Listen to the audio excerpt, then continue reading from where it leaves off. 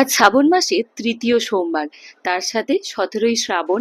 মহাদেবের জন্মবার ও জন্মদিন একই সাথে পড়েছে এই বছর। তবে সপ্তাহের প্রথম দিন এত কাজের মাঝখানে আমরা আজকে যেতে পারিনি। যেই দিনের ভিডিওটা করছি সেই দিনটা ছিল রবিবার, মানে ঠিক তার আগের দিন।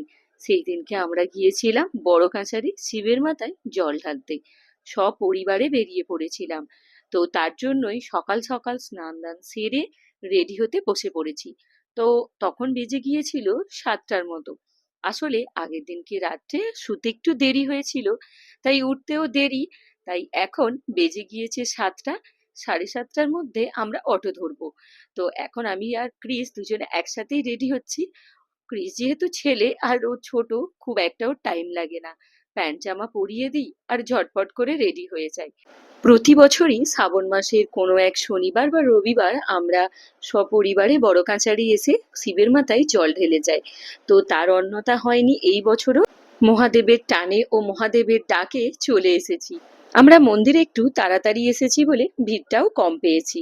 তো সেই কারণে না দেরি করে ঝটপট করে আমরা আগে পূজাটা দিয়ে নিয়েছি।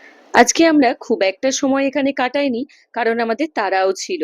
যেহেতু আজকে রবিবার, আমরা সারা সপ্তাহের বাজারটা আজকেই করে থাকি। তাই আজকে ফেরার পথে একেবারে বাজার হাট সেরে তারপরেই কিন্তু আমরা বাড়ি ফিরেছি।